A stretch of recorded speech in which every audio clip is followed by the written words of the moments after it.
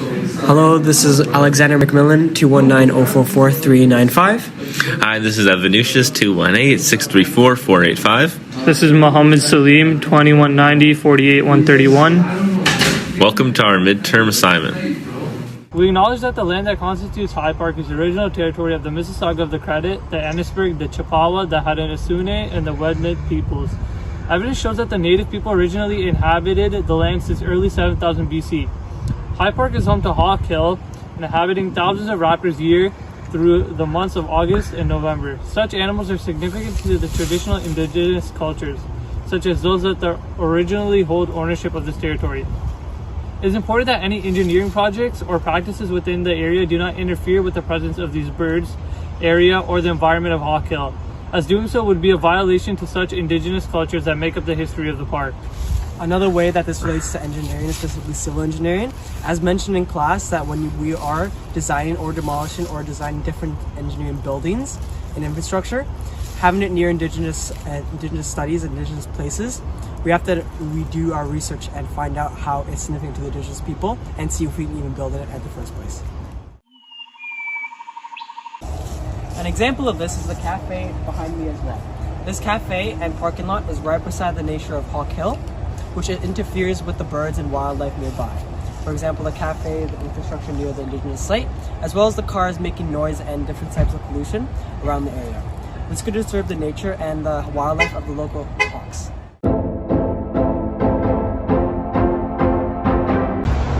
Hi, welcome to our presentation. We're here now at High Park.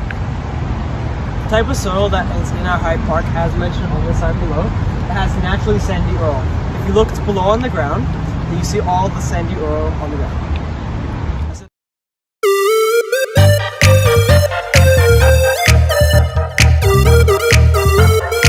We're here at High Park at the spillway. As we can see, the other two materials being used besides concrete is limestone and steel. Timber is not used due to the fact that the water would damage the wood and cause it to rot out. This would damage the spillway. Yeah, also large amounts of steel are not used due to the fact that steel will rust when it's in water, and steel that doesn't rust in water is very expensive and would be not appropriate for this project. Now I'll be answering the potential mix design for the spillway. As for the cement constituent within the concrete, we believe type 5 porcelain cement would be the best option. This is because the type of cement protects against sulfate attacks, which is an issue on a spillway because it's very susceptible due to the large amount of sulfate content in groundwater and soils.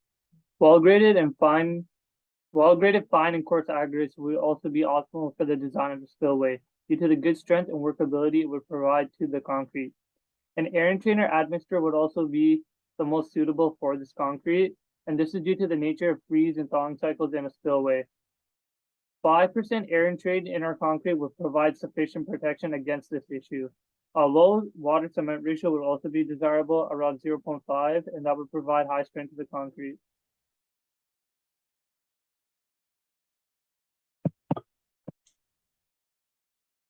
And this is what the estimate of the stress strain graph for concrete looks like using estimated values that we calculated.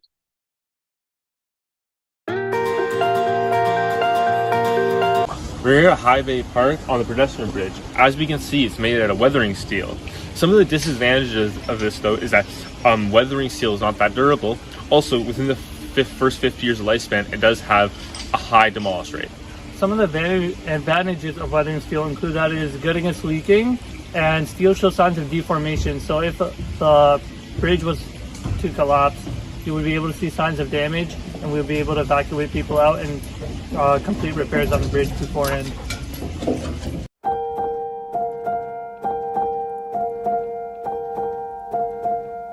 Alright, so right now we're measuring the diameter of the tree trunk, which right now is approximately 120 centimeters.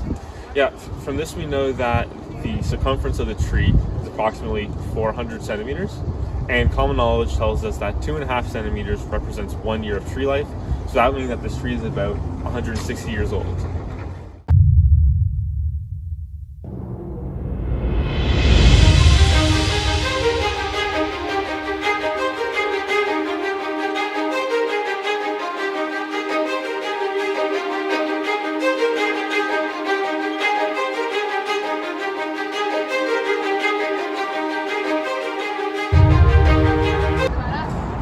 We're here at Hummer Bay Bridge right now, and we're here to identify what materials are making the bridge. Right over here, as you can see, it's made by stainless steel. Stainless steel is mainly composed of nickel and iron.